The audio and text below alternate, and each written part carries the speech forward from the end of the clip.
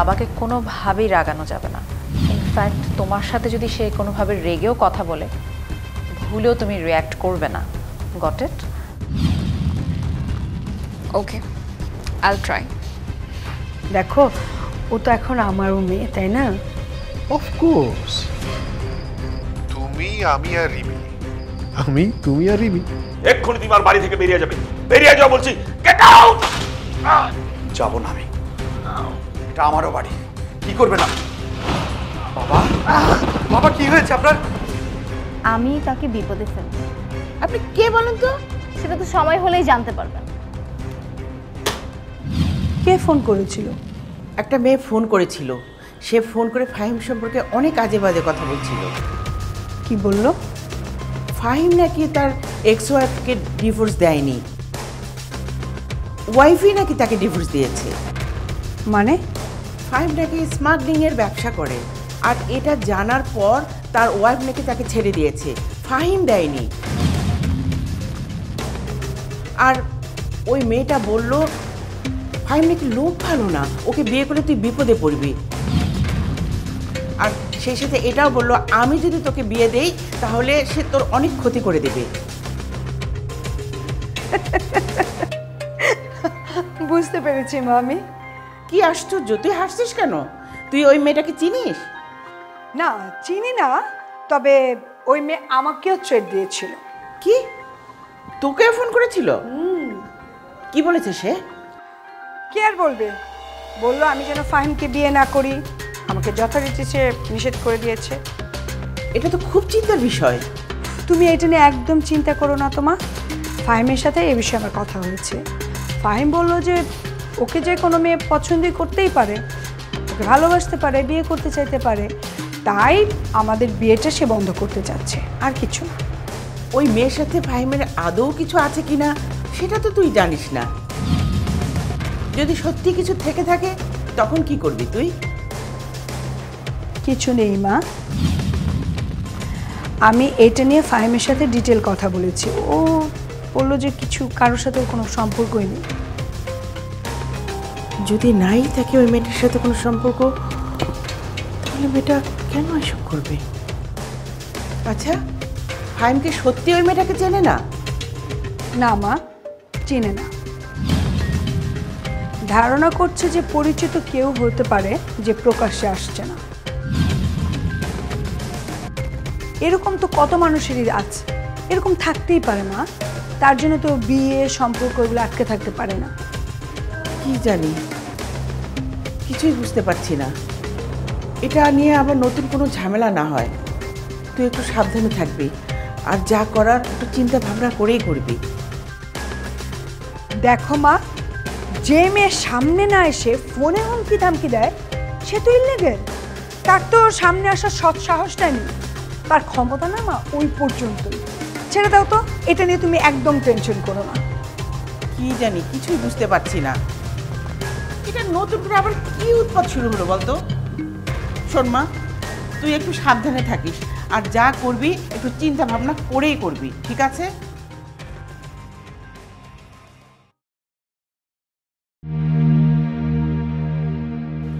কে মেয়েটা? সে আমাকে ফোন দিয়ে বলল যে সে ফাহিমকে চিনে, ফাহিম সম্বন্ধে উল্টাপাল্টা বলল। আবার ফাহিমকে জিজ্ঞেস করার পর ফাহিম বলছে চিনে না, মাকে পর্যন্ত আজকে ফোন দিল। তাহলে ঘটনাটা কি? এর মধ্যে কি কোনো কারণ আছে? কিন্তু আছে। বিষয়টা নিয়ে তো আমাকে ভাবতে হবে, একটু যাচাই বাছাই করতে হবে।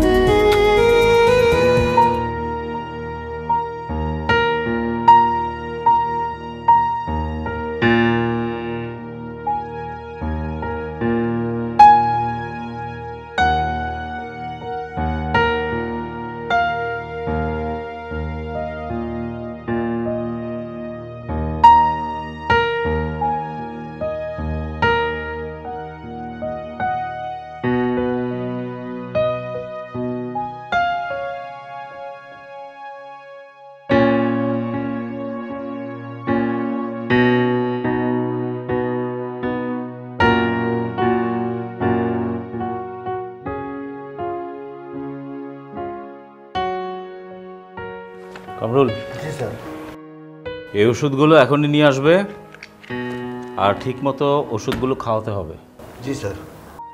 আর আরেকটা কথা, এই রুমে যেন কোনো রকম ভিড়ভাট্টা না হয়, ঠিক আছে? জি স্যার। যাও। আর শোনো, খুব জরুরি প্রয়োজন হলে আমাকে ডাকবে। হ্যাঁ, যাও। শোনো, ঘাবড়াবার কিছু নাই। ঠিক আছে।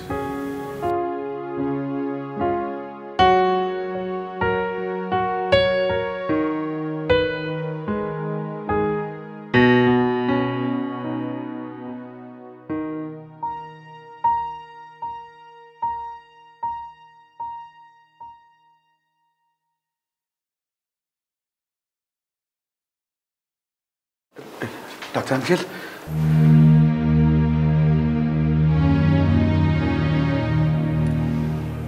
লক্ষণ দেখে মনে হচ্ছে একটা মাইল্ড স্ট্রোক হয়েছে।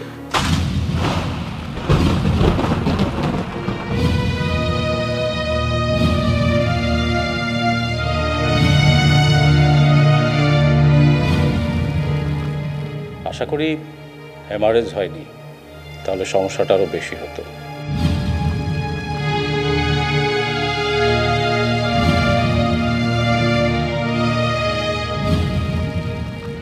যাই হোক, 48 ঘন্টা অবজার্ভ করতে হবে।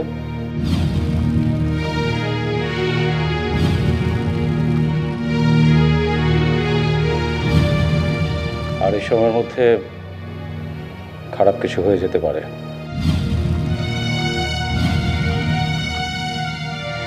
এই জন্য সবাইকে একটু সাবধান থাকতে হবে। আর আমি ওষুধ লিখে দিয়েছি, নিয়ম করে সেগুলো খাওয়াতে হবে। আঙ্কেল, বাবাকে হসপিটালে রেফার করলে খুব ভালো হতো না? করতে পারলে তো ভালোই হতো, কিন্তু আশরাফ তো কিছুতেই হসপিটাল যেতে চাইছে না। যাই হোক, সেটা নিয়ে টেনশন করো না তোমরা, আমি তো আছি, আমি দেখছি।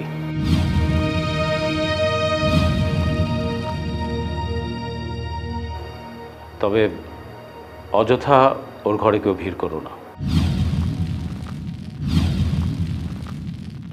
ও উত্তেজিত হতে পারে, এমন কিছু করা যাবে না, তাহলে কিন্তু পেশেন্টের শরীর আরো বেশি খারাপ হয়ে যেতে পারে। আঙ্কেল, বাবা কি জেগে আছেন? না, আমি একটা ঘুমের ওষুধ দিয়েছি, ওর একটু রিল্যাক্সেশনের দরকার আছে। আর আরেকটা কথা, যদি পারো নোমানকে একটু খবর দাও, ও যেন দেশে চলে আসে।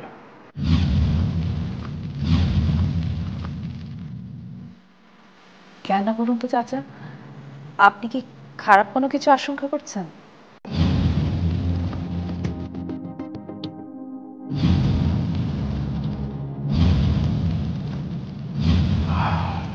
দেখো, বয়স হয়েছে, এ বয়সে একটা মাইল্ড স্ট্রোক এটা ভালো লক্ষণ না। এর মধ্যে যদি খারাপ কিছু হয়ে যায়, আর তাছাড়া আশরাফ বারবার নোমানের কথা বলছিল, তাই আমি কোনো রিস্ক নিতে চাই না। পারলে ওকে খবর দাও।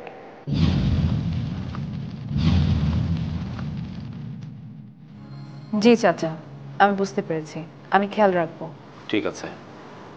শোনো, আমি একটু হসপিটালে যাচ্ছি, কিছু পেশেন্ট দেখে আমি আবার চলে আসব। আর কামরুলকে আমি ওষুধগুলো লিখে দিয়েছি, সময় করে খাওয়াবে। জি। আর খুব ইমার্জেন্সি হলে আমাকে সাথে সাথে খবর দেবে। ঠিক আছে। ঠিক আছে।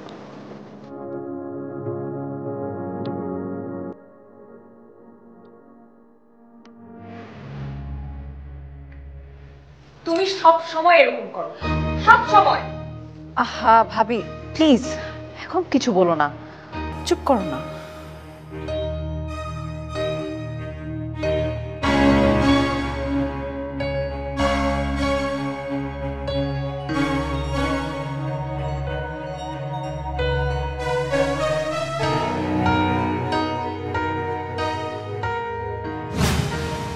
ট্রাস্ট মি, আমি আসলেই জানি না মেয়েটা কে।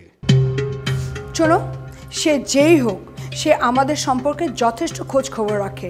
সে তোমাকেও চিনে, আমাকেও চিনে। যাই হোক, সে মাকে কেন ট্রেড দিবে? ফোন করে মাকে ট্রেড দিচ্ছে, কত বড় স্পর্ধা! মা কতটা কষ্ট পেয়েছে জানো? শুভ কোথাকার স্পর্ধা। একটা কাজ করি, আমি আন্টির সাথে কথা বলি। না, মাকে তোমাকে কিচ্ছু বলতে হবে না, যা বলার আমি মাকে বুঝিয়ে বলেছি। কিন্তু আমি ভয় পাচ্ছি যে এটা নিয়ে যেন আমাদের দুই ফ্যামিলির মধ্যে ভুল বুঝাবুঝি না হয়। আচ্ছা বলো তো, কে এই মেয়েটা? দেখো ফাহিম, এই মেয়েটা কে? প্লিজ তুমি আমাকে আর কিছু লুকিও না।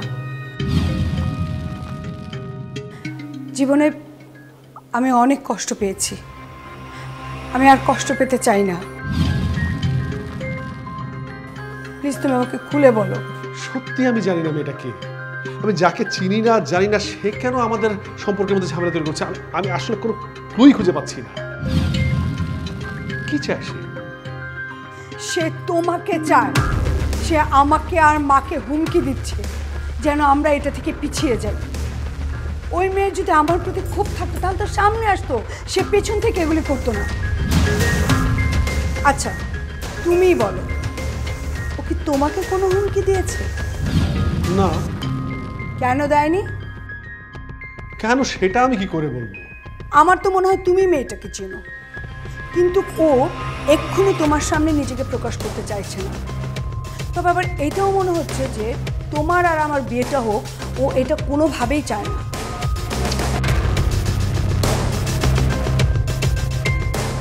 আমি অনেক চিন্তা করে মনে খুঁজে পেলাম না এরকম কোনো মেয়েকে আমি চিনি না যে এরকম কাজটা করতে পারে। কেউ তো আছে নিশ্চয় যে তোমাকে চায়। না প্লিজ, তুমি আমাকে অবিশ্বাস করছো।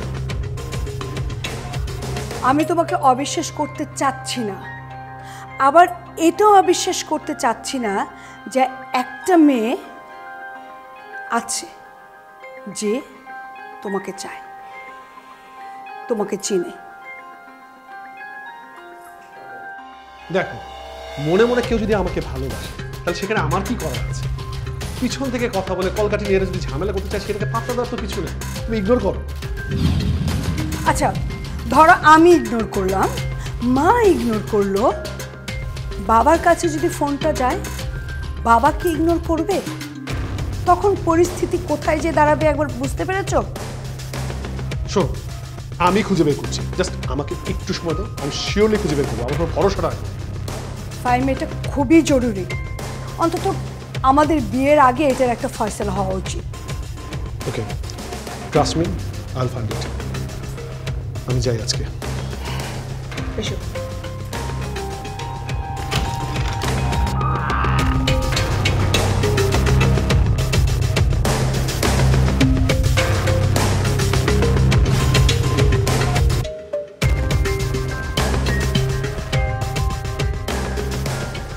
এটা তুমি কি করলে আমার? বারবার বলার পরও তুমি বাসায় দালাল পাঠালে, আবার সেটা নিয়ে বাবার সাথে উচ্চবাচ্য করলে। আজ যে বাবা স্ট্রোক করলো, এটা দায়ভার কে নেবে? পারবে তুমি নিজেকে এই দায়ভার থেকে এড়াতে? এত বড় ঘটনা যে ঘটে যাবে আমি তো বুঝতেই পারিনি। আমি জাস্ট বাবাকে রাগাতে চেয়েছিলাম, যাতে যাতে বাবা উত্তেজিত হয়ে আমার ব্যাপারে একটা ফয়সালা করে ফেলে। স্টুপিডের মতো কথা বলবে না। তুমি বাবাকে রাগিয়ে দিলেই বাবা এই কাজটা করে দিবে? আচ্ছা তুমি কোনোদিনই কি একটু বুঝবে না, সারা জীবন নিজে যা মনে করবে তাই করবে? আমার কথা কোনোদিনই তুমি শুনতে চাওনি। এটা ছাড়া আমার মাথায় তো আর কিছু আসছিল না। আসছিল না যখন করতে না, কেন করতে গিয়েছিলে? হ্যাঁ, আমি তোমাকে বারণ করিনি? কেন তখন আমার কথা শুনলে না? নিজে নিজে কেন সব করতে গেলে? তুমি তো আমার সাথেই থাকতে চাওনি, আমি আর কি করব? তাই আমি একা একাই করেছি। কি দরকার ছিল এগুলো করার? আজ তোমার কারণে বাবার এই দশা হলো। একটা যদি উল্টো পাল্টা কিছু হয়ে যেত তখন কি করতে? বাবাকে কোথায় পেতে আর সম্পত্তি কোথায় পেতে? কতবার করে বললাম বাবার সাথে একটু ঠান্ডা মাথায় ডিল করো, বাবার সাথে এগুলো একটু সর্ট আউট করো, কিন্তু না, তুমি করলে না। নিজে যেটা ভালো মনে করো সেটাই করো সব সময়।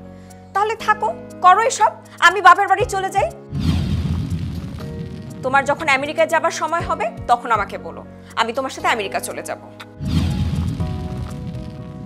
আমি আর এসব কোনো অশান্তির মধ্যে থাকতে পারবো না। I am sorry Lisa, I am so sorry. কিসের সরি? হ্যাঁ, কিসের সরি? আজ যে সিচুয়েশনটা হলো, বাবার যদি কিছু একটা হয়ে যেত তখন কি হতো? ভাগ্যিস বাবা অসুস্থ হবার আগে কামরুলকে বলেছিল ডক্টরকে ডাকবার জন্য।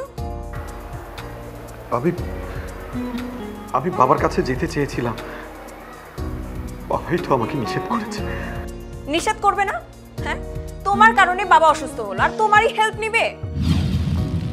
নিজেকে তুমি কি মনে করো? হ্যাঁ, আজ যদি আরমান এসে সব শুনে, ও তো তোমাকেই দোষারোপ করবে। আর আজ বাবার যদি কিছু হয়ে যায়, ও কি তোমাকে ছেড়ে দিবে ভেবেছো? মানুষকে মুখ দেখাতে পারবে তুমি?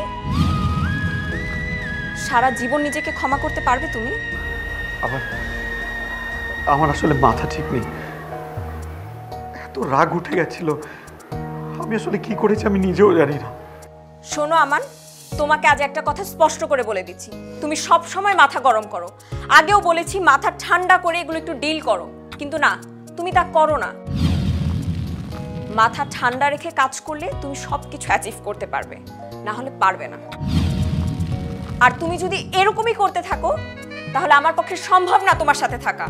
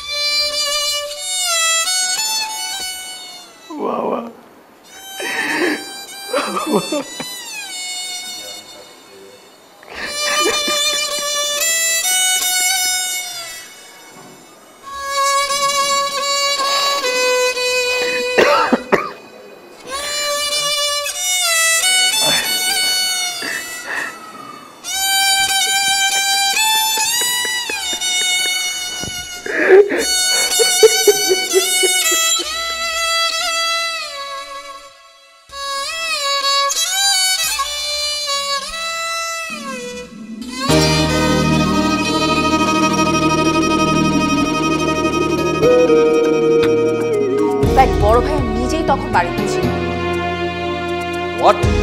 মুখ সামলে কথা বলার মান, তুই কার সামনে দাঁড়িয়ে কথা বলছিস তুই জানিস? হ্যাঁ আমি জানি আমি কার সামনে দাঁড়িয়ে কথা বলছি।